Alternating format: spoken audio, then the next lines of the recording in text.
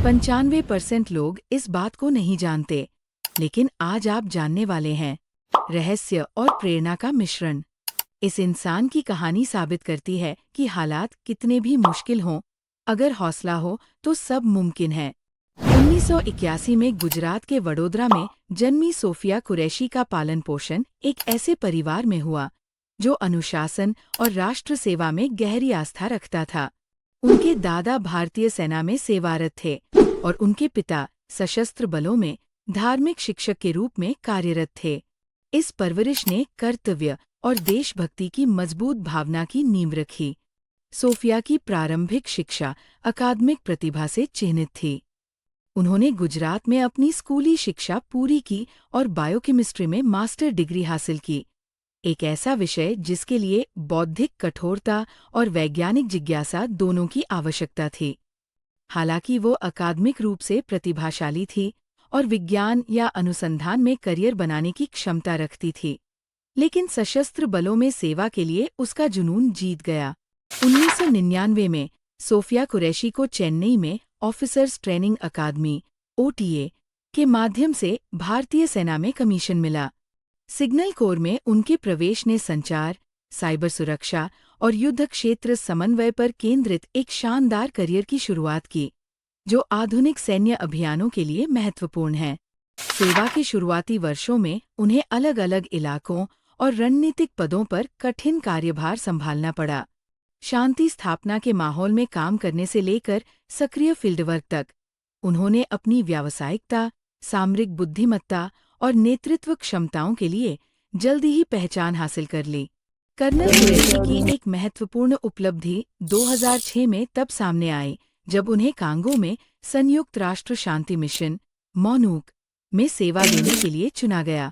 वह कांगो लोकतांत्रिक गणराज्य में संघर्षग्रस्त क्षेत्रों को स्थिर करने के लिए नियुक्त भारतीय दल का हिस्सा थी।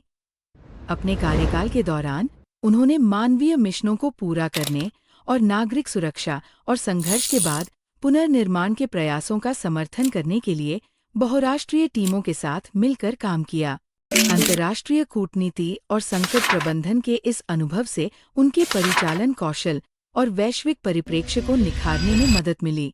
कर्नल कुरैशी ने मार्च 2016 में इतिहास रच दिया था, जब उन्होंने महाराष्ट्र के पुणे में आयोजित संयुक्त सैन्य प्रशिक्षण कार्यक्रम एक्सरसाइज फोर्स 18 में 40 सदस्यीय भारतीय सेना दल का नेतृत्व किया था।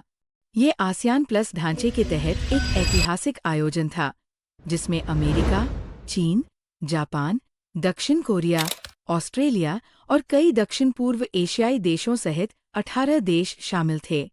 सभी देशों के बीच एकमात्र महिला सैन्य टुकड़ी कमांडर के रूप में उनकी भूमिका को बहुत प्रशंसा मिली। इस तरह के एक बड़े अंतर्राष्ट्रीय मंच पर भारत का प्रतिनिधित्व करना न केवल उनकी सैन्य उत्कृष्टता को दर्शाता है, बल्कि रणनीतिक पदों पर भारतीय महिला अधिकारियों की बढ़ती भूमिका को भी दर्शाता है। मई 2025 में कर्नल सोफिया कुरैशी एक बार फिर सुर्खियों में आईं, जब उन्हें ऑपरेशन सिंदूर पर राष्ट्रीय मीडिया को जानकारी देने के लिए चुना गया, जो एक गोपनीय सैन्य मिशन था, जो कथित तौर पर एक संवेदनशील सीमा क्षेत्र में आतंकवाद विरोधी अभियानों से जुड़ा था। इस तरह की हाई प्रोफाइल ब्रीफिंग में एक वरिष्ठ अधिकारी के रूप में उनकी उपस्थिति ने उनकी क्षमता और संचार कौशल पर भारतीय सेना के भरोसे को उजागर किया। ये दुर्लभ क्षण, जब एक महिला अधिकारी ने आधिकारिक तौर पर राष्ट्रीय सुरक्षा अभियानों को संबोधित किया, सशस्त्र बलों में लैंगिक समानता की दिशा में एक और कदम के रूप में स्वागत किया गया। अगर एक छोटा सा वीडियो आपके सोचने का तरीका बदल सकता है, तो सोचिए पूरा चैनल क्या कर सकता है। सब्सक्राइब जरूर करें।